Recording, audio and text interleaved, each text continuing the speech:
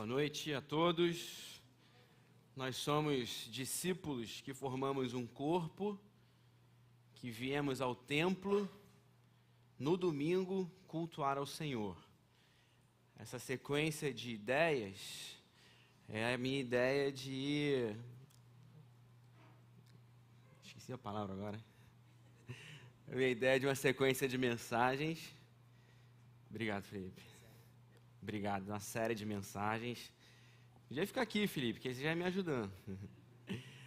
Minha ideia é fazer uma série de mensagens com essa sequência, pensando a estrutura básica. Somos discípulos que formamos um corpo, que viemos cultuar num templo no domingo. Então a ideia aí são 5 mensagens sobre ser discípulo, ser corpo, vir adorar, vir cultuar num templo, pensar o templo e pensar o domingo.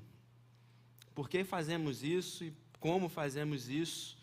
Para que a gente não caia numa rotina tão insatisfatória ou tão despretensiosa, ou que a gente também não caia numa rotina tão obrigatória que o sentido essencial se perca. E que essa motivação que temos de nos reunirmos como discípulos, como corpo, adorando ao Senhor, num lugar em que temos separado cotidianamente ou dominicalmente para isso, para que isso realmente seja verdadeiro. Basicamente, o cristianismo se trata da verdade da vida. E tudo aquilo que a gente faz, tudo aquilo que a gente produz, precisa ser verdadeiro. E é isso que Jesus diz, não aonde, não mais como, mas o Pai procura aqueles que o adoram em espírito e em verdade. Então é passar por essa verdade, é por isso que a gente precisa pensar naquilo que estamos fazendo, naquilo que somos. Então eu queria começar hoje falando sobre ser discípulo, sobre o discípulo, sobre nós. A unidade básica da igreja não é o membro de igreja. Não é uma pessoa que já tem o seu banco reservado no domingo, que já segue ali o seu protocolo, que já tem o seu grupo formado, que já sabe ser um bom membro de igreja. Não é a pessoa que sabe quais são os parâmetros religiosos melhores, mas é o discípulo de Jesus. Existe uma distância, às vezes, entre ser membro de igreja e ser discípulo de Jesus, em que o discípulo de Jesus ele está completamente focado no mestre, enquanto, às vezes, como membros de igreja, nós estamos tão preocupados com a nossa cultura evangélica, e é por isso que existe um salto tão grande de igrejas, em que a gente produz membros de igreja tão formatados nos nossos estilos, que às vezes esses estilos diferem tanto de ser um discípulo de Jesus. A unidade básica da igreja, assim como a unidade básica do corpo é uma célula, a unidade básica de uma igreja é o discípulo. É quem segue Jesus. E hoje eu queria falar um pouco sobre o que é ser discípulo. E por isso eu queria convidar você a abrir lá em Atos capítulo 9. Eu vou ler apenas o verso 10. Atos capítulo 9, enquanto você abre, narra ali a conversão de Saulo. Conversão do apóstolo Paulo, mas existe ali um discípulo que é crucial nessa história e que por vezes a gente ignora tanto. Então Atos 9, verso 10 diz assim: havia em Damasco um discípulo chamado Ananias. O Senhor o chamou numa visão. Ananias. Sim, Senhor, respondeu ele. Deus aplique a palavra dele no nosso coração. Capítulo 9, a gente vê essa mudança grande na vida de Saulo, né? Estou fazendo uma sequência de vídeos lá para o Instagram e acho que o próximo, um dos próximos é que Deus nunca mudou o nome de Saulo, né? Na verdade é mais uma estratégia missionária ali, mas você vai ver lá no Instagram para você curtir e compartilhar. Mas Saulo tem um encontro com Jesus ali miraculoso. Saulo tem um encontro sobrenatural, uma transformação, uma visão sobrenatural Jesus fala com ele, só ele ouve, os companheiros de viagem dele não ouvem, ele fica cego durante 3 dias, ele fica 3 dias sem comer até que Ananias o encontre.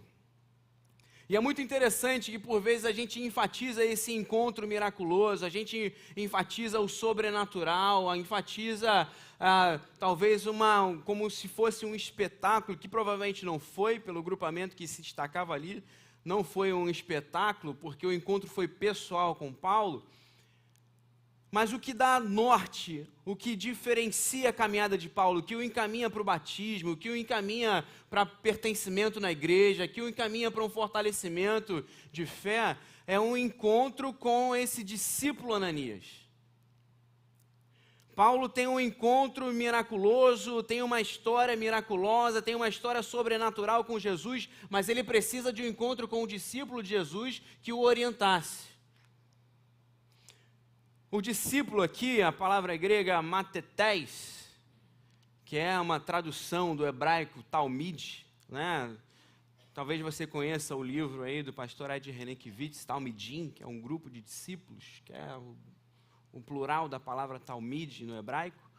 A palavra grega matetés, a raiz dessa palavra é aquele que para pensar. O discípulo, em essência, é aquele que está ouvindo, está parando para avaliar, parando para meditar, prestando atenção, obrigado, Marcos, prestando atenção em algo que está sendo dito. O discípulo não é somente aquele que vê algo sobrenatural e precisa o tempo inteiro ficar recorrentemente tendo esse contato sobrenatural, esse contato emocional com uma força divina. É por isso que quando Jesus vem pregar o arrependimento e anunciar a sua chegada, anunciar a chegada do reino de Deus, o que Jesus convida aqueles homens da Judéia é, olha só, vocês precisam se arrepender, vocês precisam fazer uma transformação na mente de vocês, vocês precisam fazer com que a mente de vocês esteja para além dessa mente carnal. Um discípulo é alguém que está conseguindo, aqui na terra, diante das coisas que vivemos, olhar a vida da perspectiva de Jesus. E o que Jesus vai convidar Paulo a fazer é exatamente isso. Não é ser sustentado somente por todos os encontros sobrenaturais que Paulo teve, mas é no meio das maiores adversidades, e Paulo narra isso algumas vezes, como a vida de Paulo parece ser um amontoado de insucessos. Paulo vai fazer viagem missionária e naufraga. Paulo vai pregar o evangelho numa cidade e é apedrejado. Paulo entra numa casa e é escorraçado. Paulo não vive de pretensas sucessões de atividades sobrenaturais e de motivações e de luzes apoteóticas sobre ele, mas ele vive de pedra, ele vive de pau em cima dele, ele vive de mão em cima dele, ele vive de controvérsias entre os judeus, ele vive de perseguições, mas a mente dele vê isso de outra forma. Paulo não está perseguindo um grupo religioso, Paulo não está seguindo um líder religioso, Paulo não depende nem da coerência de Pedro. Porque quando Paulo vê que Pedro não é coerente, Paulo, mesmo tendo ali Pedro como uma grande referência da igreja de Jerusalém, Paulo tem o prazer ou tem a ciência de chegar a Pedro e dizer: Pedro, olha, você não está sendo coerente. Mas Paulo não abandona a igreja porque Pedro foi incoerente, porque Paulo é um discípulo de Jesus, está analisando todas essas coisas segundo o discipulado do Mestre. A gente vê esse contraste muito facilmente na vida de Paulo, aqui no próprio capítulo 9, quando Lucas está narrando esse fato aqui, no verso 1 do capítulo 9, Lucas diz o seguinte: enquanto isso, Saulo, motivado pela ânsia de matar os discípulos do Senhor, procurou o sumo sacerdote. Quando Paulo tem apenas uma motivação, quando a movimentação ela é sentimental, ela é de ódio, ou ela é de amor, ou ela é de paixão, ela é só um sentimento, isso é algo tão efêmero que vem de dentro do coração humano, que pode surtir qualquer efeito. E é por isso que Paulo vai dizer lá também, na primeira carta aos Coríntios, no capítulo 13, ele diz, olha só, eu posso fazer milhares de coisas maravilhosas, eu posso doar os meus bens e dar aos pobres, eu posso dar o meu corpo para ser queimado, eu posso aprender a falar a língua dos anjos e dos homens, mas se eu não sou um discípulo de Jesus, que tem o amor ágape no meu coração, nada disso tem sentido para mim. Isso não tem valor nenhum. Ser discípulo não é viver motivado pela religião. Ser discípulo não é viver entre amor e ódio, paixão, sucesso. Ser discípulo não é vir aqui buscar o sobrenatural. Ser discípulo é buscar, Senhor, molda a minha mente para que eu consiga ver todas as coisas conforme o Senhor tem visto. Que eu consiga parar para avaliar aquilo que o Senhor tem dito e aquilo que o Senhor sempre disse. Para que eu veja que se as minhas atitudes são coerentes com o discípulo de Jesus ou não.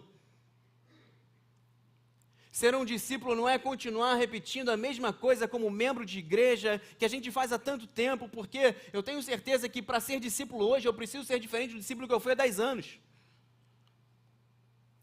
Fica muito claro durante a caminhada de Jesus com os discípulos que existe uma mudança de mente, existe uma mudança de atitude daqueles discípulos. A gente vê Pedro extremamente ansioso por tomar decisões, motivado por tomar posturas, por ir à frente, por falar. Pedro se joga no mar para andar até Jesus, depois quase se afoga. Mas depois a gente vê Pedro um pouco mais conciso, um pouco mais consciente, sendo preso pelo Sinédrio, depois de liberto, dizendo, olha só, vocês estão falando para a gente parar de pregar, mas olha, a gente não pode deixar de falar daquilo que vimos e ouvimos. Pedro já não está mais ansioso, Pedro já não está mais incoerente e inconstante. Pedro é um discípulo que está aprendendo e tendo a sua mentalidade mudada pelo Mestre. Há quanto tempo você não percebe que a sua maturidade espiritual tem crescido? Há quanto tempo você não olha para si e se questiona se hoje você é um discípulo de Jesus mais coerente, mais consistente, mais firme do que era outrora? Porque passamos anos após ano dentro das igrejas, ouvindo sermões múltiplos, ouvindo pastores múltiplos, seguindo igrejas, perseguindo religiões, como se isso fosse mudar a nossa mente. E é por isso que a segunda característica, a primeira característica é essa: eu sou alguém que paro para pensar. Em essência, esse momento coletivo é um momento de pensamento. É um momento em que eu paro para refletir na vida em um mundo tão sem reflexão.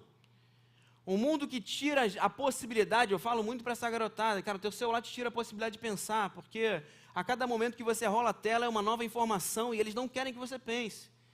Não vou fazer uma teoria da conspiração não, mas a ideia é que você não pense. Você não pensa, você simplesmente rola a tela e não dá tempo de entender o que passou na foto anterior. Dá tempo só de fazer aquela fofoquinha, né, mandar para a amiga, né? Mas você não para pensar na consequência do que você está fazendo. Tudo é filmado, mas nada é registrado no coração, nada é avaliado na mente, nada passa por virtudes. Isso é algo que eu queria dizer aqui. Por vezes nos nossos discipulados, nós ensinamos as pessoas a serem bons membros de igreja, mas nós passamos muito longe das virtudes cristãs. No discipulado, por vezes faz parte do escopo do ensino dar o dízimo.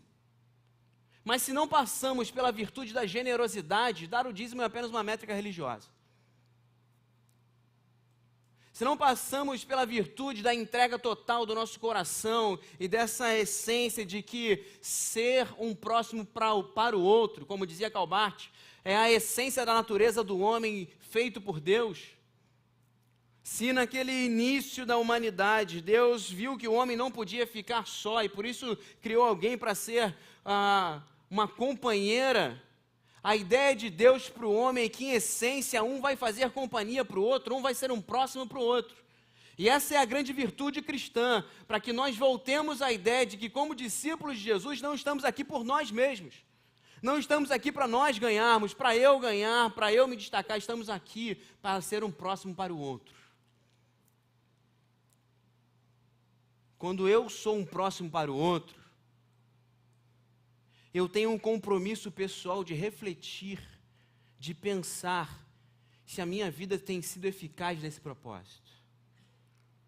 Eu tenho um compromisso pessoal de toda vez que eu me sento no banco ou abro esse link, eu tenho um compromisso pessoal de, diante daquilo que eu estou sendo confrontado, eu avaliar a minha vida se eu tenho correspondido às palavras do meu mestre.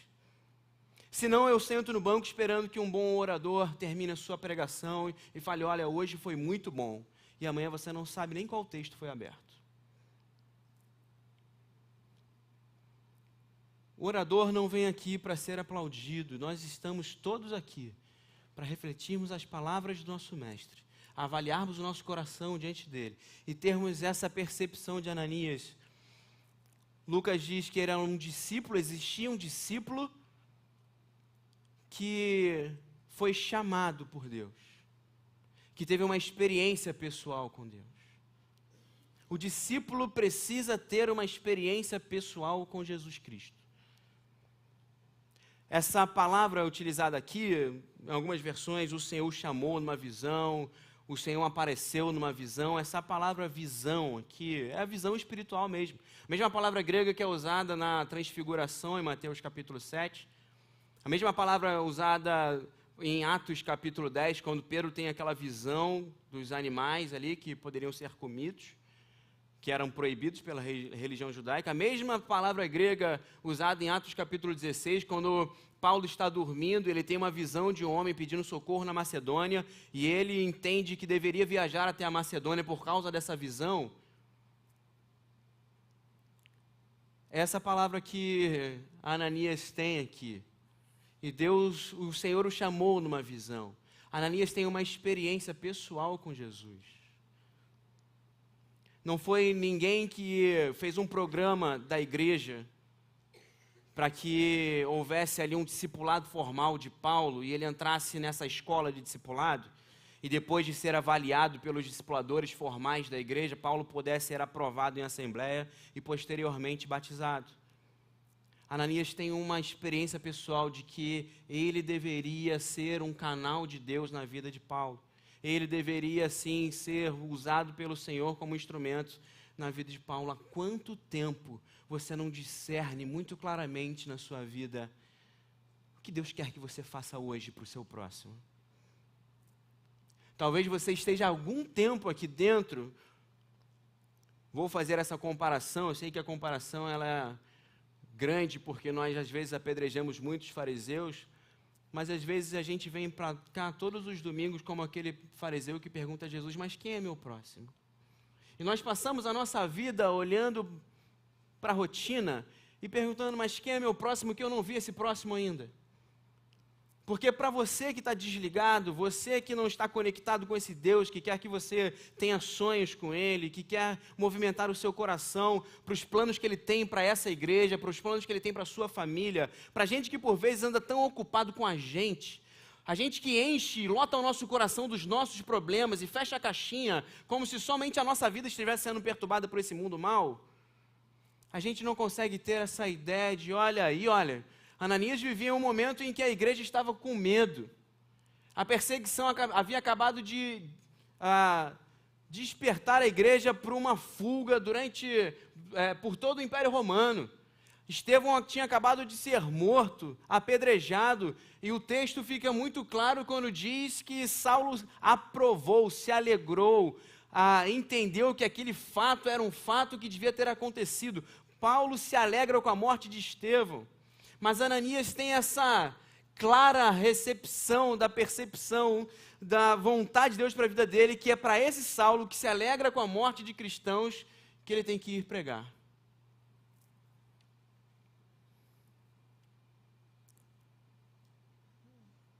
Quanto tempo você, como discípulo de Jesus, não toma uma decisão porque o seu mestre mandou? Quanto tempo você não olha para a sua rotina e tira alguma coisa, porque você tem que colocar alguma coisa que Deus está te pedindo? Há quanto tempo você não olha para os seus afazeres, para aquilo que você realmente se preocupa e não diz assim, poxa, está faltando algo que eu dê para o próximo, sabe? Está faltando esse investimento na vida de alguém. Eu não tenho tempo para nada, e eu não tenho tempo para nada já diz que para mim é um diagnóstico errado.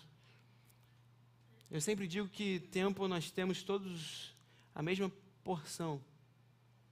Todos temos 24 horas no dia e administramos como quisermos. Talvez, como discípulos de Jesus, nessa noite nós pensemos que é hora da gente ter esse chamamento pessoal. É hora da gente ter esse impacto pessoal. Se nós somos a unidade básica da igreja, se o discípulo é a unidade básica da igreja, o despertamento da igreja só vem quando o discípulo, quando você que é discípulo, quando eu que sou discípulo, entendo o que Deus está me pedindo para fazer e realmente coloco isso para fora. Porque essa é a terceira e última parte desse discipulado. Não adianta somente ter o despertar, não adianta somente ter esse impacto, não adianta somente ter essa motivação, essa emoção. O discípulo é alguém que decide. O discípulo é alguém que responde. O discípulo é alguém que se movimenta. É por isso que o chamado de Jesus para todos os discípulos é segue-me. É saia do ponto de partida que você está, saia da inércia e vai caminhar comigo. Saia da estagnação e se proponha a uma caminhada, se proponha a um movimento. O discípulo é alguém em movimento, é a ideia de seguir alguém, de seguir um mestre. O autor aos Hebreus, no capítulo 3, ele repete algo que é dito no Antigo Testamento. Ele está comparando Jesus com Moisés.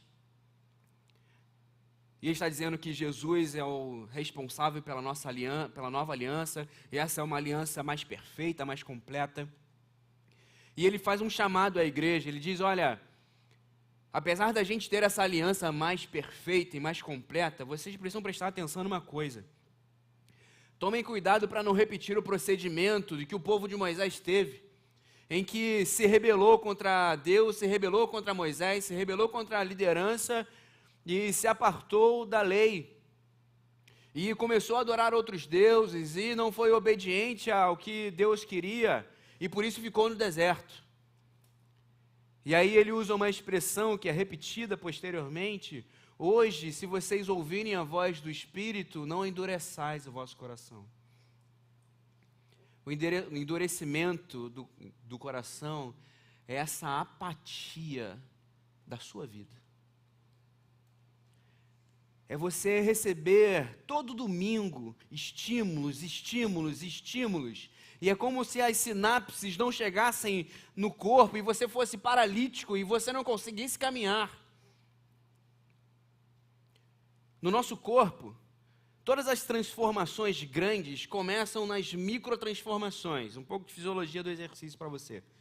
Então você que quer emagrecer, o que começa a acontecer? As suas células, as suas microcélulas começam a se reorganizar e melhorar o seu funcionamento, a mitocôndria começa a carregar melhor energia, e aí você começa a ter isso em articulações e músculos, e daqui a pouco você vai vendo o seu corpo consumindo gordura e você ficando com um corpo atlético.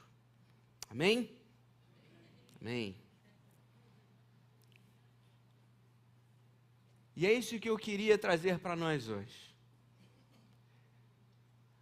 A Igreja Barão é um conjunto de discípulos. Você é a Igreja Barão comigo. E nós começamos a tomar forma como corpo, e começamos a melhorar as nossas estruturas, e começamos a ser um corpo atlético, potente, coerente, pregador, evangelista, que cura, a partir do momento em que você começa a se movimentar, e o seu coração começa a despedreficar, e a virar um coração de carne, e a permitir que Deus escreva novos sonhos, e a permitir que Deus tenha novas propostas para a sua vida. Mas hoje, diante do Mestre, a gente não pode mais ficar apático. Mas hoje, diante da vida do nosso Mestre, diante do chamado dele, nós não podemos mais nos atrever a nos calar e precisamos dizer como Ananias, sim, Senhor. O termo grego aqui é traduzido só como sim, Senhor, mas eu estou comparecendo na sua presença, Senhor. Eu não estou só aqui em carne e osso, não tem somente um saco de ossos aqui. Meu coração está na sua presença, Senhor. Pode falar comigo. Hoje eu estou aqui, o André está aqui, a essência do meu ser está aqui. Eu estou por completo na sua presença. A minha cabeça não está vagueando aqui, esperando o Senhor solucionar meus problemas financeiros, meu casamento que precisa ser arrumado, meus filhos que estão meio desencaminhados. Eu não preciso de toda essa organização. Eu não preciso que esteja uma paz danada em Jacarepaguá, na Praça Seca ou nos confins da terra. Mas hoje eu estou aqui, Senhor, porque eu quero ouvir a sua voz e eu quero pensar naquilo que o Senhor está falando, porque eu quero obedecer o seu chamado. É isso que Ananias faz, e Deus dá uma missão tremendamente desconfortável para ele. Olha, você vai lá naquele Saulo que queria matar vocês, e você vai ser um instrumento, porque eu mostrei que você iria até ele. E Ananias é o instrumento da graça de Deus na vida de Saulo, e é o pontapé inicial da vida de Saulo na igreja. Olha, eu não sei o que pedrificou o seu coração, mas até hoje eu me lembro do meu encontro com Jesus.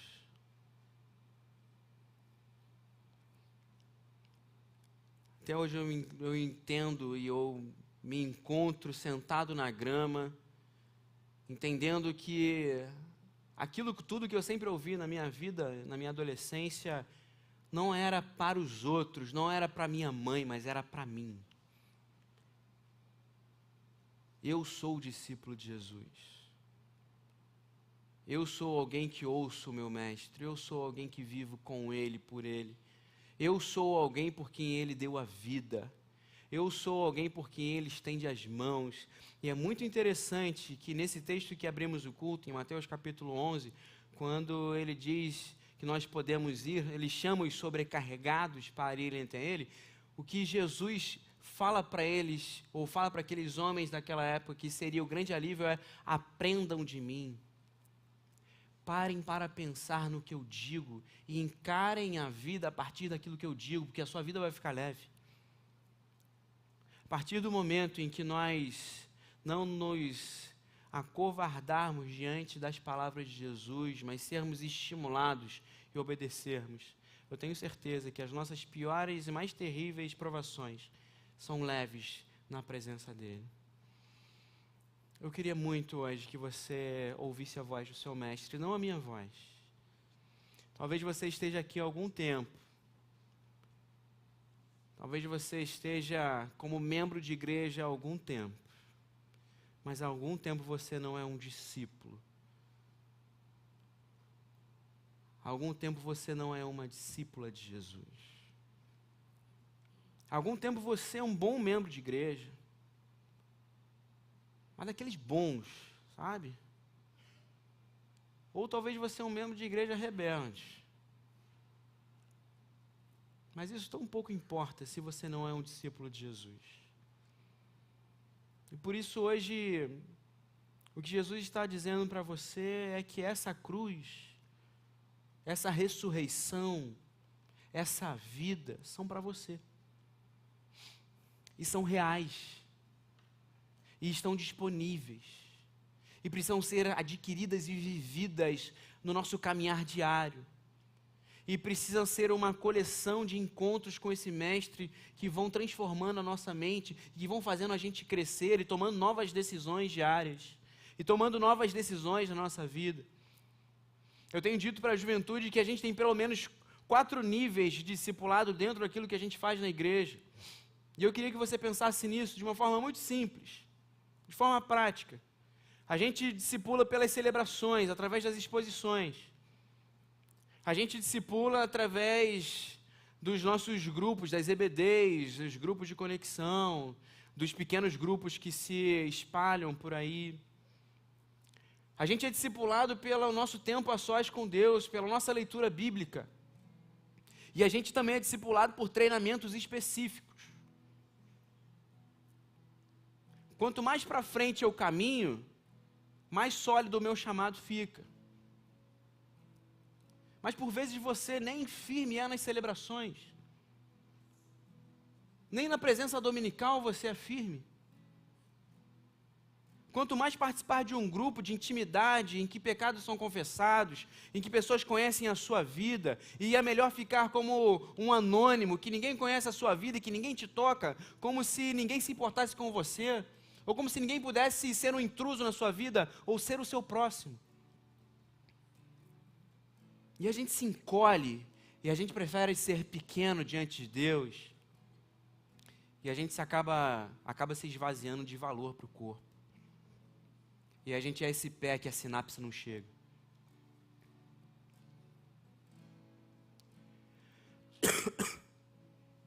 Chamado de Deus para a sua vida hoje, o pastor Novati falou pela manhã, a gente não pode... Perdão. A gente não pode ficar só no banco, gente. A gente não pode ver só o tempo passar aqui. Nós não estamos entretendo vocês. Nós estamos aqui como discípulos de Jesus. E eu queria muito, nessa noite, que você ouvisse esse chamado. Você pode fechar seus olhos? Talvez essa mensagem chegue ao seu coração como um alerta, como uma confirmação, ou como um despertamento.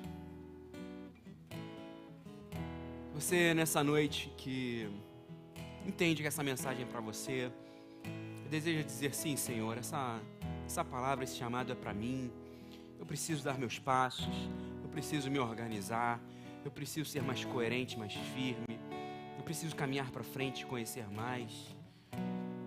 Eu queria que você se colocasse de pé no seu lugar, para que eu pudesse orar por você. Você entende que é um momento de crescimento na sua vida, é um momento de sair da estagnação espiritual, é um momento de sair dos mesmos comportamentos esperando resultados diferentes. Hoje, na presença do seu Senhor, é Ele que está te chamando, é Ele que está estimulando o seu coração. Você é convidado por Deus a enfrentar a sua vida de forma diferente, a partir desse encontro com Ele. Mas alguém nessa noite deseja falar, Senhor, eu quero ir sim, eu quero ir contigo, eu quero crescer, eu quero fazer parte desse corpo, eu quero ser alguém que ouve a sua voz, que te obedece e que tem essa consciência de que tem crescido como discípulo seu. Senhor amado, nós te adoramos, nos ajuda a sermos como Ananias, como Paulo, como Pedro, como tantos outros discípulos, pessoas que conhecemos, que têm crescido, que têm enfrentado desafios pessoais terríveis, mas que continuam sendo fiéis, continuam trabalhando, continuam se esforçando, e que ano após ano apresentam frutos tão generosos, apresentam uma vida tão bonita, Pai. E o que eu te peço é que essa vida bonita seja nossa. Uma vida que cresce para o Senhor, que frutifica e que multiplica teus frutos. E que vê a sua ação na nossa vida e exala esse amor. Exala essa bondade. Exala os seus dons, os seus ministérios que são múltiplos nessa igreja. Ó Deus, nós clamamos a Ti, como seus discípulos, que o Senhor nos ajude a pensar a vida a partir do nosso encontro contigo. E para isso que a gente conheça a Tua palavra, para a gente discernir a Sua voz. Que a gente possa investir tempo no conhecimento da Sua palavra, para que a gente não seja enganado por um monte de visões, interpretações ou teorias, mas que sejamos discípulos firmes do Senhor. que tenhamos experiências pessoais concretas contigo, que o nosso caminho seja moldado pela tua nova rota, Pai, e que a gente possa sempre dizer sim, Senhor, a cada chamado seu. Desperta homens e mulheres aqui, desperta os novos e os velhos, Senhor, desperta casais, adolescentes, jovens para a tua boa obra, para que façamos a tua obra com excelência aqui nesse lugar e até os confins da terra. Essa é a nossa oração nessa noite, em nome de Jesus, amém? E amém, vamos ficar todos